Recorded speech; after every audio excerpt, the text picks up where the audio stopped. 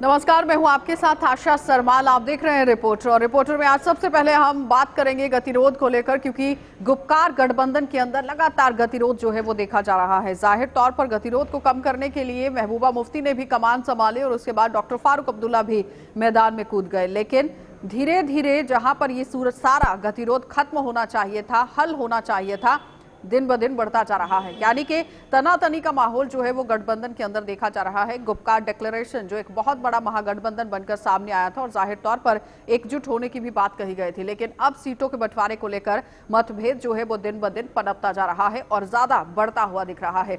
और हर कोई ये समझ रहा है कि आखिर गठबंधन के अंदर चल क्या रहा है, किस तरह से इस मुद्दे को सुलझाया जाएगा।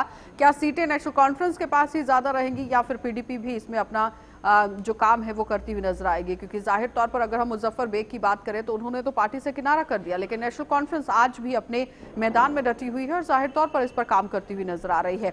सीधा रुख करेंगे कश्मीर का ही। सबसे पहले तो हम कश्मीर से पूरी रिपोर्ट जानना चाहेंगे कि जो बैठक आज गुपकार डिक्लेरेशन को लेकर चल रही थी उसमें क्या कुछ बातचीत निकलकर सामने आई है, क्या कुछ पूरी सूरत हाल है। गुपकार अलायंस पे गृह मंत्री का ट्वीट भी आया है और ट्वीट में गृह मंत्री ने गुपकार अलायंस पर आरोप लगाते हुए बताया है कि गैंग है और ये गैंग फॉरेन पार्टीज को भी इंटरवीन कराने की कोशिश में लगी हुई है। लेकिन कश्मीर के ज़मीनी हालात में दंगल जो इंतखाबी है वो कहीं सर चढ़कर बोलती नजर नहीं आ रही है। आरोप लग रहे हैं और इन्हीं आरोपों के बीच में बडगाम में आज प्रदर्शन भी किया उन लोगों ने जिन्होंने इंतखाबात में हिस्सा लेने की कोशिश भी की। आरोप यही था कि सक्के पक्के दुश्मन सक्के दोस्त बनाने की जो कोशिश की जा रही है, यानी सिक्योरिटी और दूसरे मामलात को लेकर इन अपोजिशन के से लेके दूसरे ऐसे लोगों को एक ही कमरे से लेके एक ही गाड़ी में बिठाने की कोशिश की जा रही है ताकि सिक्योरिटी के नाम पे ये बाहर नहीं निकल सके। और ईडीआई में भी ऐसी कुछ सूरत है, सभी उम्मीदवारों को एक ही कमरे में आरोप है कि रखा गया है और वहाँ पे भी वो बता रहे हैं कि अगर वो बाहर नहीं निकल सके तो फिर कैसी कैंपेनिंग, कैसे वोट और फिर कैसी सियासत।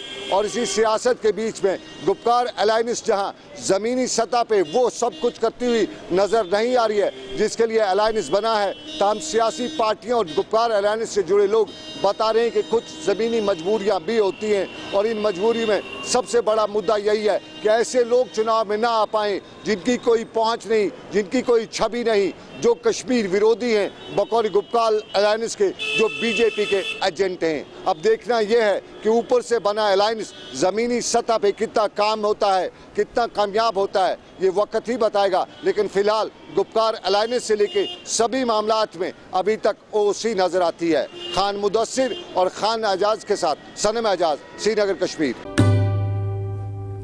चलिए अब आपको एक बार फिर से डीडीसी चुनावों के हवाले से बता देते हैं कि सनम एजाज हमें पूरी जानकारी दे रहे हैं, क्योंकि डीडीसी चुनावों के अंदर जिस तरह से महिलाओं के लिए भी भागीदारी जो है वो देना जरूरी कर दिया गया है और कहीं कहीं इक्का दुक्का जो है वो मतभेद भी देखे जा रहे हैं। सनम हमें क्या पूरी जानकारी दे रहे हैं, देख लीजिए।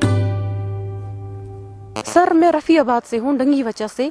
तो मेरा पहला यही सोच है कि मैं खुद एक लॉ स्टूडेंट हूँ, मैं अभी भी पढ़ाई कर रही थी, लेकिन जब मैंने देखा कि ऐसे डीडीसी इलेक्शंस हो रहे हैं, ये एक बहुत बड़ी अपॉर्चुनिटी है, हमें ये गंवानी नहीं चाहिए। अस पज़ नहीं तुमन अनपढ़ लुकन या दिन कहें ते न, तो हमें रफ़ियाबाद में बहुत डेवलपमेंट का काम करना है।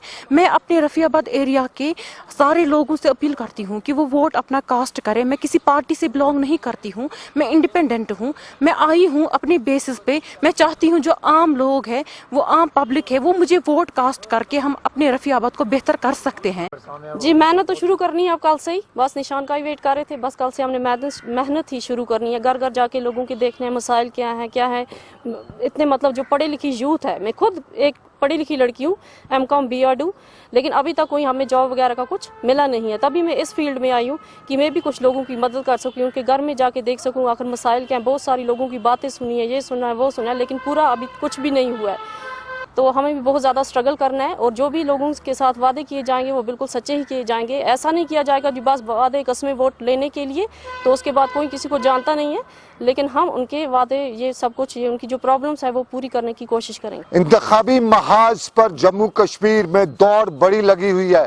साउथ कश्मीर में दबाव के बीच में जो भी फॉर्म भर रहा है, बताया जाता है कि वहां पे उन लोगों को सरकार अपनी कस्टडी में ले रही है। लेकिन नॉर्थ कश्मीर में जहां कदरे हालात बेहतर हैं, वहां पर भी आरोप इसी तरह के लगते हैं कि जो भी फॉर्म भरता है उसको सरकारी मेहमान बनाया जाता है। बांडीपोरा के लोगों का आरोप है कि जिसने भी फॉर्म भरा उसको पुलिस हेडक्वार्टर में जाके बंद रखा गया है, और उनका यही कहना है कि अगर यही सिचुएशन है तो फिर वो ऐसे कैसे अपने वोट को कन्विंस कर पाएंगे, वो कैसे अपने इलाके में जाके वोट की सिचुएशन को आमने और सामने लाते हुए हालात को बदल पाएंगे। लेकिन इस सारे के बीच में सियासी घमासान, और सियासी घमासान में जहां गुपकार अलायंस भी जमीन पे है, वहां बड़ी संख्या में भी और इंडिपेंडेंट कैंडिडेट्स भी इस दौड़ में आ रहे हैं। और हमने आज सोपोर का इलाके में भी देखा, और सोपोर का ये पोलिंग सेंटर, ये मराकज, ये पोलिंग सेंटर नहीं बल्कि ये इलेक्शन ऑफिस है, और यहाँ पे फॉर्म भरने के लिए अच्छी खासी तादाद में आए थे। 2 पोलिंग मराकज में लगभग 15 से ज्यादा करीब लोग आए हुए, और महिलाओं की एक बड़ी तादाद भी आई है। महिलाएं भी इसमें बढ़ चढ़ कर हिस्सा ले रही हैं, लेकिन साफ जाहिर है जमीनी हालात और हकाइक में कहीं न कहीं कहा जाता है पैसे का खेल भी है, और जिस इंतखाबी मुहिम में पैसा का खेल शुरू से स्टार्ट हो जाए तो फिर आगे आगे क्या होगा। फिलहाल सोपोर से लेकर कुपवाड़ा और दूसरे इलाकों में गहमा गहमी हो रही है।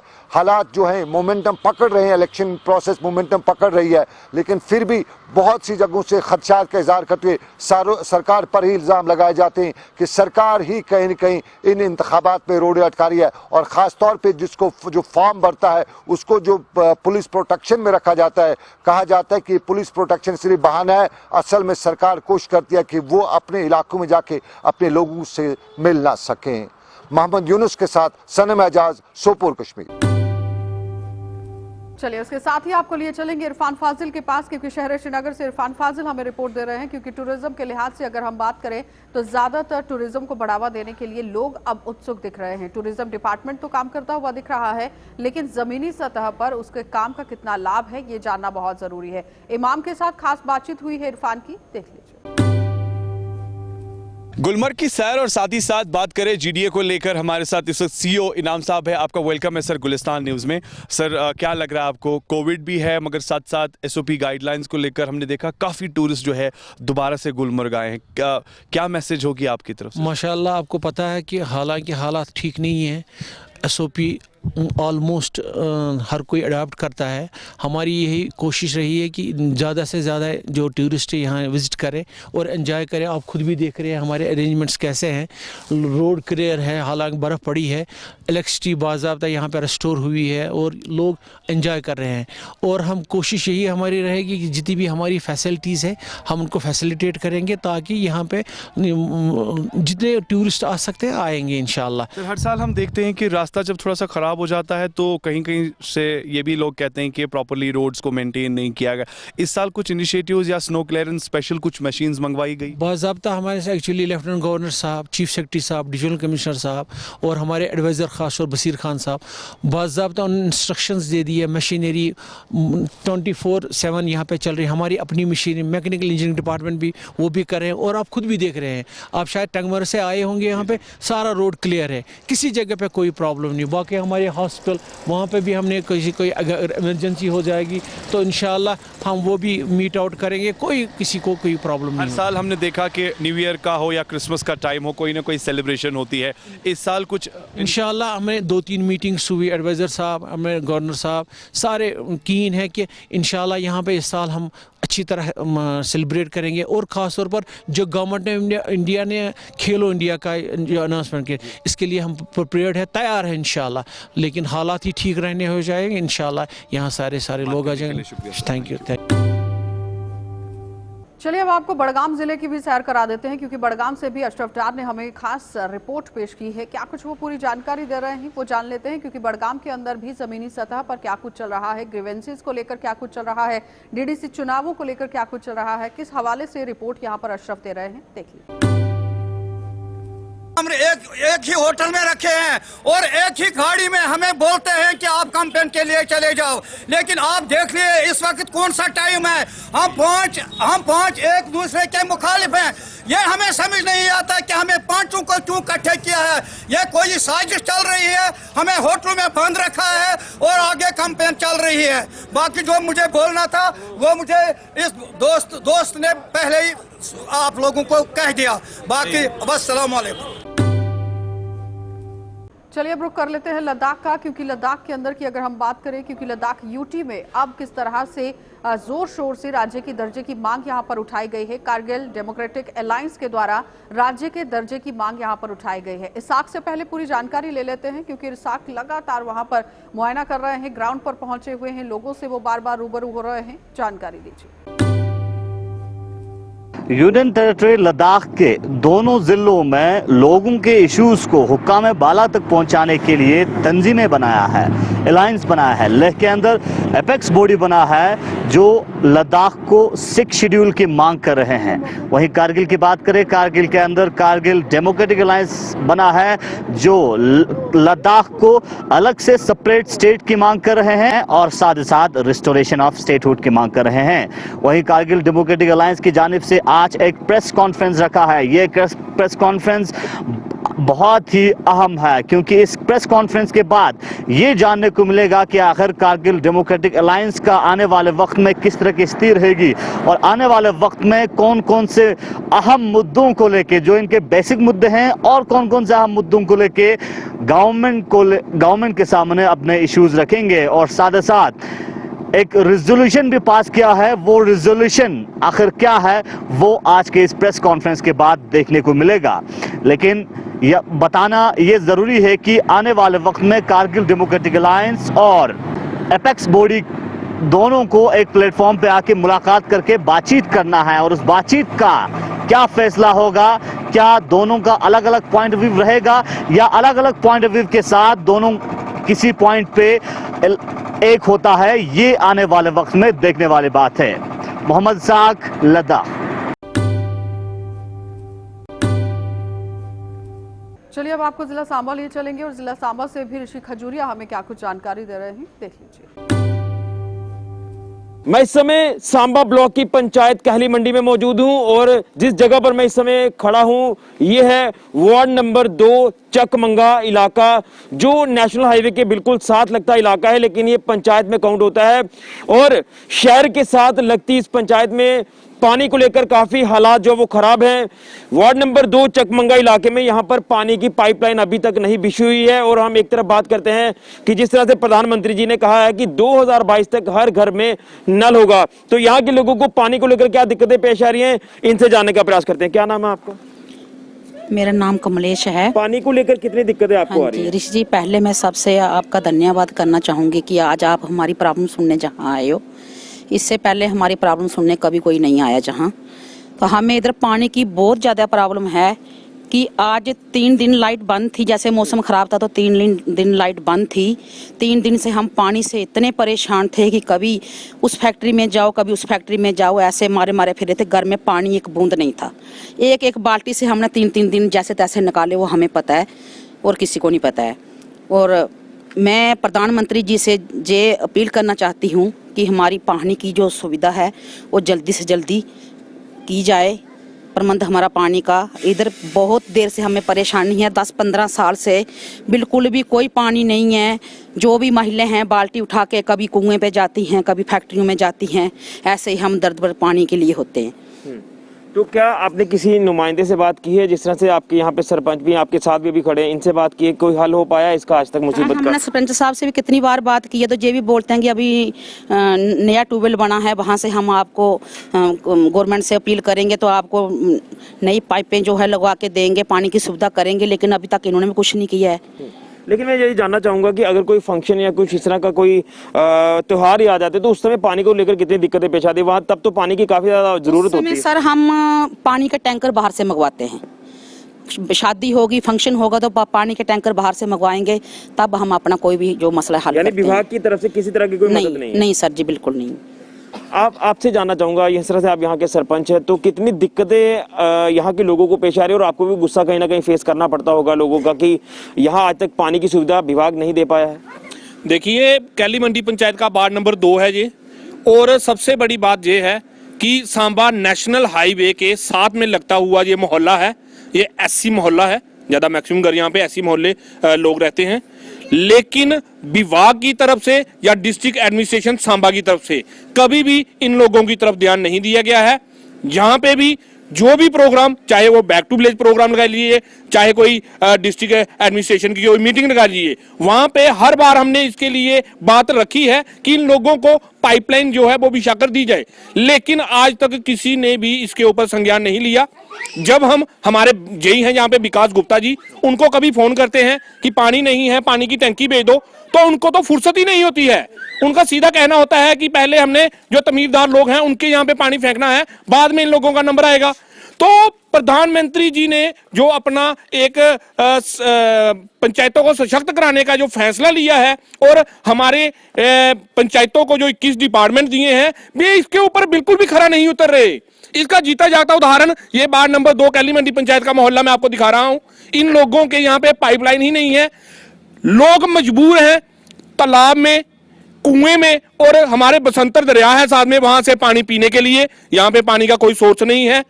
बड़ी नालायकी है डिस्ट्रिक्ट एडमिनिस्ट्रेशन सांबा की। डीसी साहब चाहे तो इमारतें तोड़े, जमीनें खाली कराएं, लेकिन डीसी साहब का इसके ऊपर कोई संज्ञान नहीं आता। इनका रास्ता भी बंद है, रास्ते के लिए भी कई डॉक्यूमेंट इनके कई बार डेपुटेशन डीसी साहब से मिले हैं, लेकिन डीसी साहब को इसके ऊपर डेवलपमेंट के ऊपर उनका कोई ध्यान नहीं है। चाहे लोग प्यासे मर जाएं, मरते रहे, उन्होंने इसके ऊपर कोई संज्ञान नहीं लेना। और कहीं ना कहीं हमें लगता है जानबूझकर जिद जो है डिस्ट्रिक्ट सांबा के साथ ये निकाली जा रही है एडमिनिस्ट्रेशन की। अगर ऐसा ही रहा तो वो दिन दूर नहीं है जब लोग सड़कों पे आने के लिए मजबूर हो जाएंगे।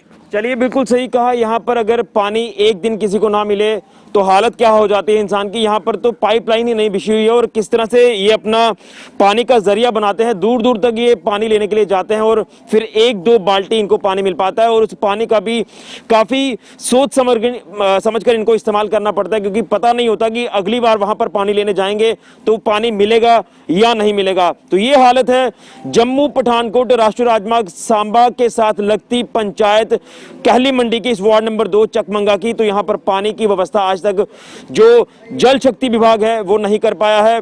और हम ये कहते हैं कि बड़े बड़े नेता वोट मांगने के लिए आते हैं, वोट किस मुंह से मांगने के लिए आते हैं जब वो पब्लिक को पेश आ रही दिक्कतों को हल नहीं करवा पाते। तो कहीं ना कहीं ये समस्या काफी बड़ी है। जिला प्रशासन सांबा को संज्ञान लेना होगा, नहीं तो आने वाले दिनों में ये इन लोगों का गुस्सा और फूट सकता है। ये कोई बड़ा आंदोलन कर सकते हैं, क्योंकि पानी तो हर एक को चाहिए। बच्चे प्यासे रह जाते हैं। अगर महिलाओं की बात करें तो वो रसोई घर में पूरा दिन को पानी की आवश्यकता होती है हर किसी काम के लिए, तो यहाँ पानी का कोई भी जरिया नहीं है। तो ये हालत है सांबा ब्लॉक की पंचायत कैली मंडी के वार्ड नंबर 2 चकमंगा की। यहाँ पानी के लिए आज लोगों को दरबदर होना पड़ रहा है। फिलहाल के लिए ऋषि खजूरिया, JK24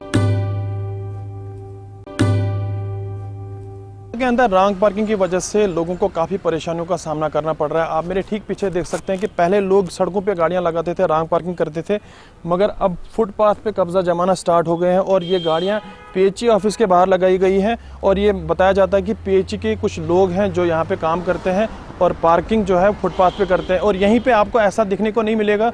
आपका जो DC ऑफिस है वहाँ भी इसी तरह की परेशानियों का सामना लोगों को करना पड़ता है। गुजारिश की अपने म्यूनसिपलिटी के चेयरमैन जो वेद प्रकाश गुप्ता जी हैं, इनसे गुजारिश की। गुप्ता जी ने यहाँ पर टाउन में क्या किया था कि यहाँ मार्किंग की थी इन्होंने कि भाई गाड़ियाँ कहाँ कहाँ पार्क हो सकती हैं और कहाँ नहीं हो सकती है। लेकिन उसके बावजूद भी जो यहाँ के मुलाजमीन हैं दफ्तरों में, उनके पास कोई पार्किंग नहीं है दफ्तरों में। वो सभी गाड़ियाँ जो है मुलाजमों की ये रोड पे रहती हैं। और आप देख रहे हैं कि मेरे पीछे इस वक्त फुटपाथ पे गाड़ियों का जो जमावड़ा है, यहाँ पे लोगों का चलना बड़ा मुश्किल हो गया है। बच्चे आते जाते हैं, ट्यूशन जाते हैं या कहीं भी आना जाना होता है, या बुज़ुर्ग लोग चलते हैं, बहुत मुश्किल होता है रास्ता चलना। तो इसलिए हमारी गुजारिश है चेयरमैन म्यूनसिपलिटी से, अपने DC साहब से भी कि इसके बारे में देखें, क्योंकि यहाँ कुछ जगह पे पार्किंग भी बनी हुई है। अगर तमाम गाड़ियाँ पार्किंग में, जो भी मुलाजमीन है उनकी गाड़ियाँ पार्किंग में लग जाएं कहीं, तो बहुत अच्छा रहेगा। देख रहे हैं हम कि रॉन्ग पार्किंग का बहुत बड़ा इशू बन चुका है डोडा के अंदर। पता क्या, मैं आपको पहले ही मैं सोच रहा था आपसे मिलूं, क्योंकि यहाँ पे आप एक चीज़ देखो, आप देखो पीएचई दफ्तर सारा बंद है, आगे से कोई 30 गाड़ियाँ हैं। अभी अगर अल्लाह ना करे, मुझे नहीं समझ आती है डिस्ट्रिक्ट एडमिनिस्ट्रेशन क्या कर रही है। अगर कहीं आग लगती है हमारे डोडा में तो हमारा फायर ब्रिगेड यहाँ पे मेरे घर के सामने भी है, ऊपर है जामा मस्जिद के सामने। समझ नहीं आ रही है ट्रैफिक पुलिस जो है, इनको मुझे लगता है कि इनको एक हथियार साथ रख के जो टायरों को पंचर करे और एक बार मालिक को पता चले कि मेरी गाड़ी को हवा निकाली, मैंने यहाँ पे गाड़ी नहीं लगानी है। बहुत ज़्यादा ये है, पुनिशमेंट एक हो जाए इनके लिए, और वो पुनिशमेंट एक सज़ा भी मिले और याद भी रहे कि मेरे को अंदर पार्किंग है यार, अंदर पार्किंग मैंने 10 रुपये देने हैं, बजरिए कि मैं किसी को तंग करूँ। डीएसपी ट्रैफिक से डिमांड यहाँ के लोग करते हैं कि जो भी इस तरह का उल्लंघन करते हैं उन पर नकेल कसना काफ़ी ज़रूरी है। देखते रहिए गुलिस्तान न्यूज़, वसीम गत्तू, डोडा। तो चलिए अब आपको बारामूला लिए चलेंगे और बारामूला से भी इरशाद भट्ट हमें रिपोर्ट दे रहे हैं और जानकारी पूरी दे रहे हैं। क्या कुछ पूरी जानकारी साझा करने की कोशिश की जा रही है इरशाद भट्ट की द्वारा, देखिए।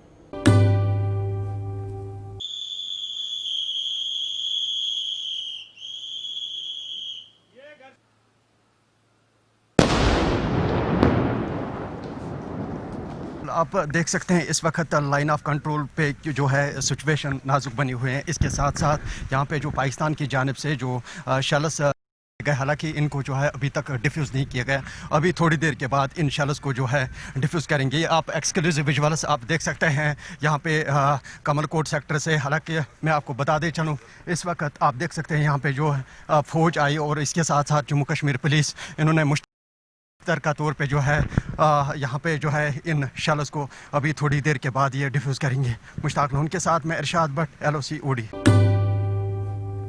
चलिए अब आपको जम्मू लिए चलेंगे और जम्मू से भी आपको दिखा देते हैं कि किस तरह से पूरे सूरत हाल जम्मू के अंदर भी बने हुए हैं, क्योंकि जिस तरह पूरे सूरत हाल देखे जा रहे हैं कि जाहिर तौर पर गुपकार डिक्लेरेशन को मद्देनजर रखते हुए काम किया जा रहा है। और भी क्या पूरे सूरत हाल है, जसलीन कौर हमारी संवाददाता हमें रिपोर्ट दे रही है, देखिए। 70 सालों के बाद जम्मू कश्मीर में जब से डीडीसी चुनावों का बिगुल बचा है, वहीं तब से ही जम्मू में उम्मीदवारों में काफी ज्यादा उत्साह देखा जा रहा है। वहीं अगर आज भी बात करें तो सोशल एक्टिविस्ट चंचल सिंह चिब ने आज रायपुर दोमाना से as a independent candidate DDC चुनावों के लिए अपना नामांकन पत्र भरा है। वहीं बीजेपी पर पलटवार करते हुए उनका साफ तौर पर कहना था कि वो सिर्फ इस चुनावी मैदान में ग्रामीणों में क्षेत्रों में विकास कराने के लिए, वहीं बेरोजगारी और वहीं सरकारी स्कूलों की काया पलटने के लिए वो इस चुनावी मैदान में उतरे हैं। वहीं लगातार जम्मू के अलग अलग इलाकों में बात करें तो लगातार कैंडिडेट्स का नामांकन पत्र बनने का सिलसिला जारी है। वहीं लोगों में काफी ज्यादा उत्साह देखा जा रहा है और वहीं लगातार लोगों का यही कहना है कि वो एक ग्राउंड जीरो पर विकास कराने के लिए इन चुनावी मैदानों में जो हैं वो उतरे हैं। वीडियो जर्नलिस्ट राकेश के साथ जसलीन कौर, JK 24/7 न्यूज, जम्मू। चलिए, तो आपने देखा कि जम्मू कश्मीर से ओवरऑल अगर रिपोर्ट पेश करने की कोशिश की गई है तो ग्रीवेंसेस को भी सुना गया है, गुपकार डिक्लेरेशन को लेकर भी बातचीत की गई है और उसके साथ ही आपने देखा कि किस तरह से लद्दाख के अंदर, करगिल के अंदर इस वक्त तक सूरत हाल जो है वो देखे जा रहे हैं, क्योंकि कारगिल के लोगों ने अब अपनी डिमांड सामने रख दी है, क्योंकि वो राज्य का दर्जा चाहते हैं और राज्य के दर्जे को पाने के लिए एकजुट हो गए हैं। और जाहिर तौर पर अब देखना ये होगा कि किस तरह से पूरा काम जम्मू कश्मीर के अंदर चलेगा, क्योंकि जम्मू कश्मीर के अंदर भी जो गुपकार डिक्लेरेशन बनाया गया है वो धारा 370 और 35A को मद्देनजर रखते हुए बनाया गया है। वो भी राज्य की मांग लेकर यहाँ पर बैठे हुए हैं और साथ ही साथ कारगिल डेमोक्रेटिक अलायंस है वो भी राज्य के दर्जे की मांग यहाँ पर कर रहा है। तो जाहिर तौर पर अब देखना ये होगा कि ग्रीवेंसेस जो लोगों की है, जहाँ मूलभूत सुविधाओं से लोग वंचित हैं, उन्हें पूरा करने के लिए सरकार की तरफ से क्या कुछ कोशिशें यहाँ पर की जाएंगी। आप देखते रहिए कार्यक्रम।